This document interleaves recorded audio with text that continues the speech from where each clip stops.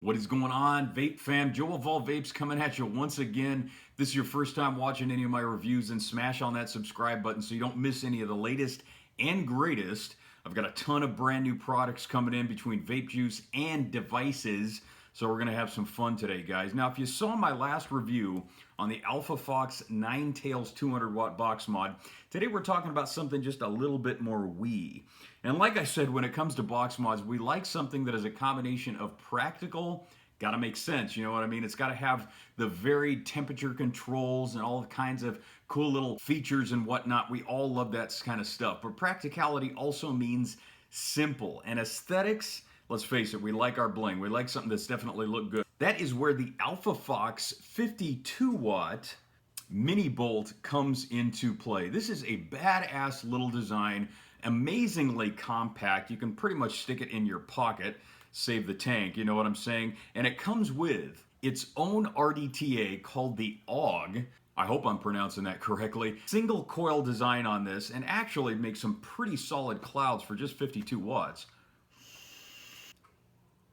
As you can see, it's pretty dense. It definitely burns it up fairly solidly. So actually what I'm going to do is touch base a little bit on the Alpha Fox Ninetails, on some of the features that I did not touch base in the last review. I'm going to compare the two of these together. You can kind of see a little bit of a better contrast. So let's get an in-depth view into this badass little 52 watt Alpha Fox mini bolt. Okay, so here is a little bit more of an in-depth look into the 52 watt mini bolt. As you can see, pretty compact design. Got your micro USB charger port going on right there. The back cover is magnetically held in, so that's pretty darn convenient right there. And then you're working on a single 1300 mAh 18500 battery, teeny tiny little bad boy.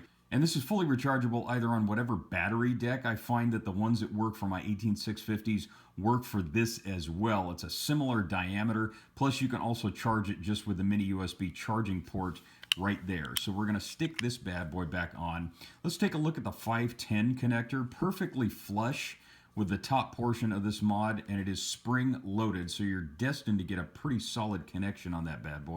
Alright, so let's talk about some of the different settings that this box mod allows. First of all, when you hit the power button, you're going to see power mode. This is your typical up and down wattage mode. This is, I think, what most vapors are pretty much going to get the most use out of. I mean, I know I do. I'm not a coil smith.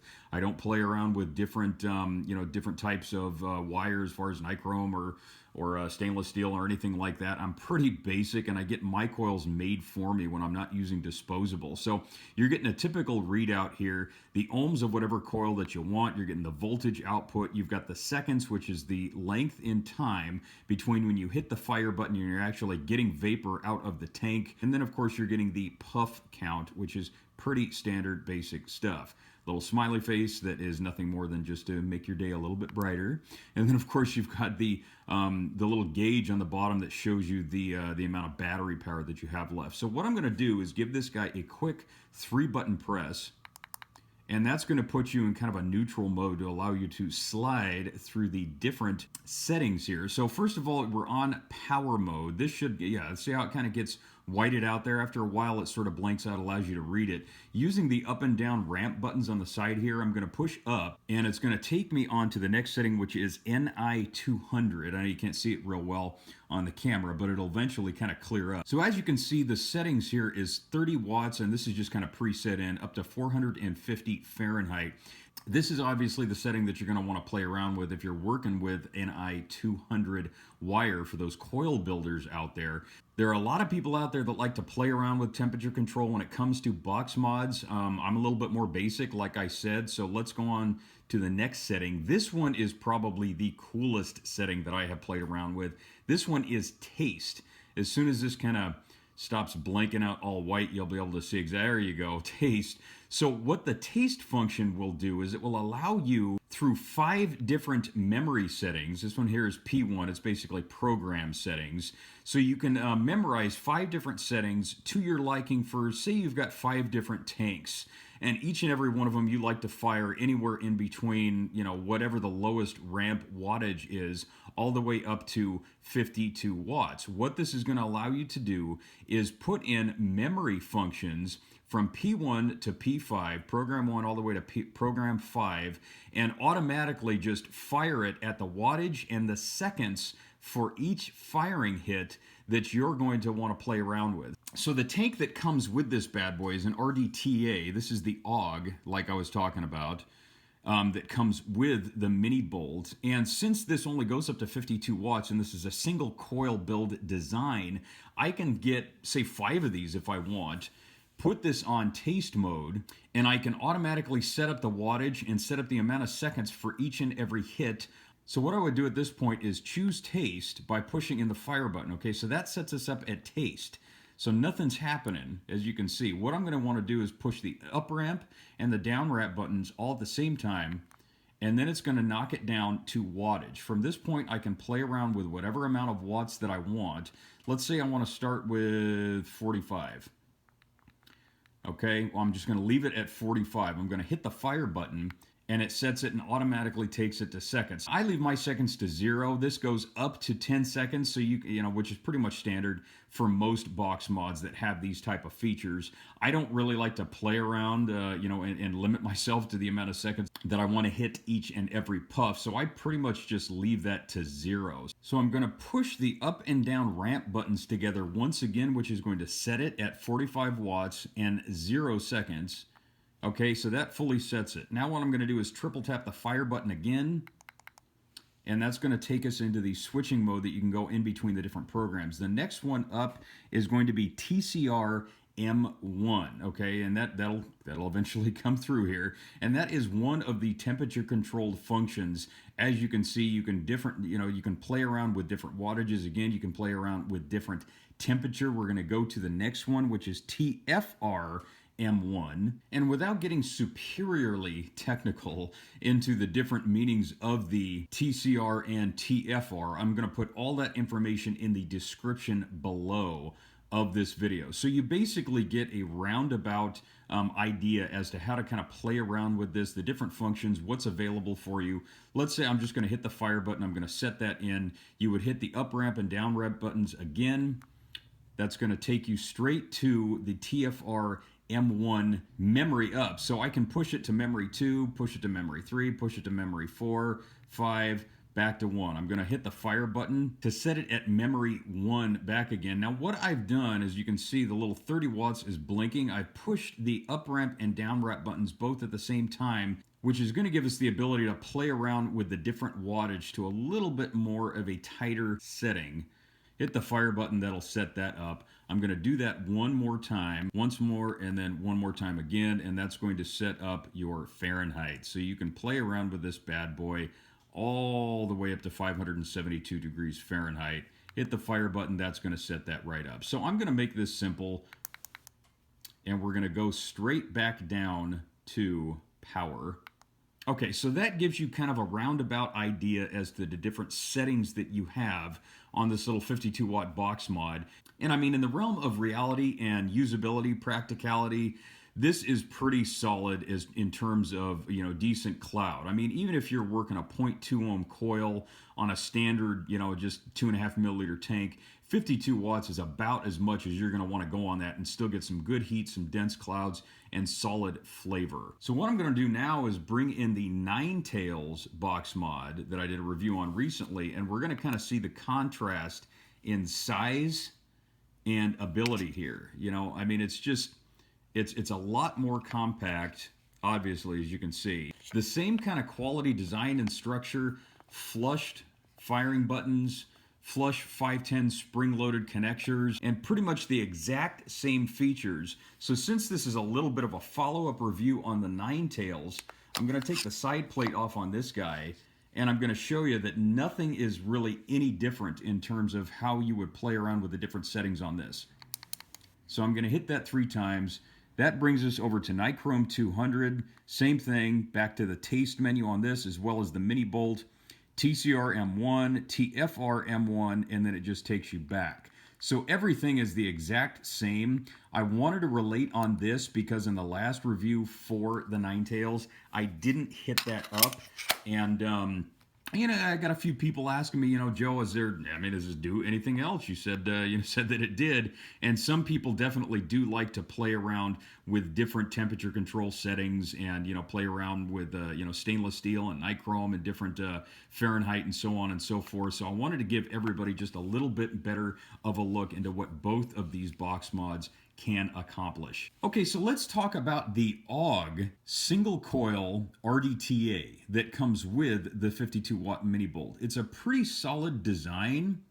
Okay, little AUGE. I hope I'm pronouncing that correctly.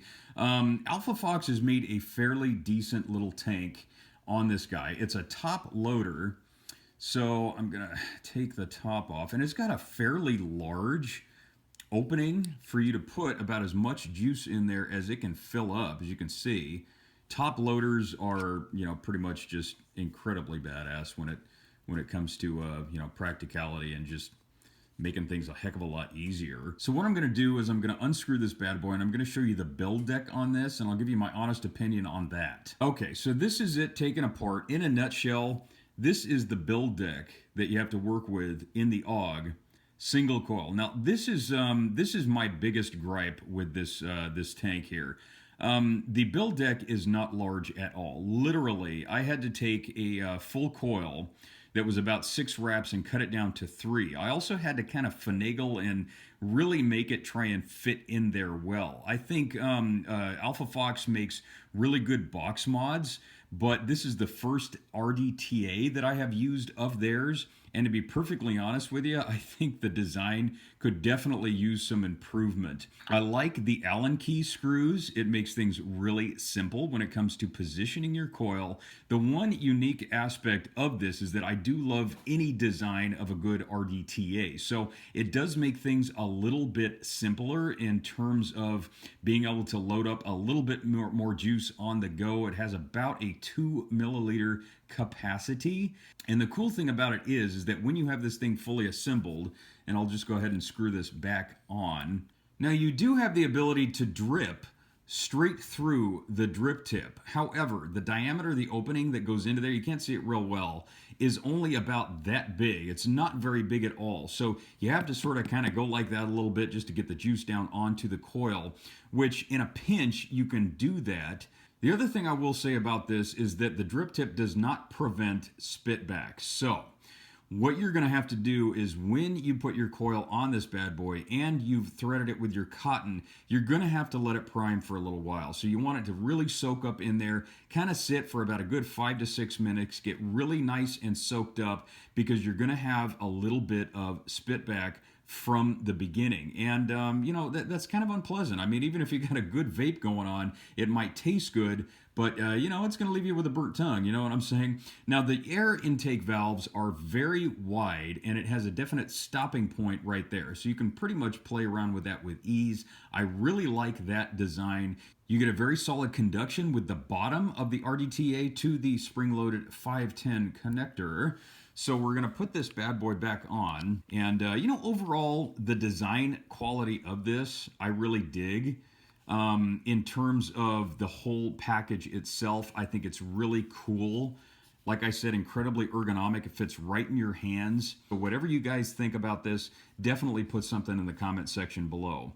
So we're going to bring this back up. We're going to hit a couple of vapes on this. We're going to bring this review to a close. So the cool thing, in my personal opinion, about the Alpha Fox 52 watt mini bolt is that you get it in a variety of colors. It's only $59.99 retail American. Now there are a few other box mods on the market that are fairly renowned, that are about this shape and size, that have similar functions, but I really, really dig this one. I like this one a lot better than a lot of some of the other ones out on the market, just because it's tiny, it's ergonomic, it has a matte finish, which means it feels really, really soft in your hands. I love the magnetic cover here. I really dig the mini USB charge port. That is really cool. Now, in itself, the 52 watt mini bolt is a really cool design. The functions are fairly simple. All of the buttons are completely flush, so you're not going to be accidentally firing this thing in your pocket. The airflow gives you some solid, dense, flavorful clouds, so definitely another A+ on that. overall, I really dig this little mini bolt. If not for the tank, definitely for the device itself. So here's what I want you guys to do. Go on to ialphafox.com. That's where you're going to be able to check out the mini bolt as well as the AlphaFox Ninetails. And like I said, retails for about $59.99, and they've got a variety of different colors.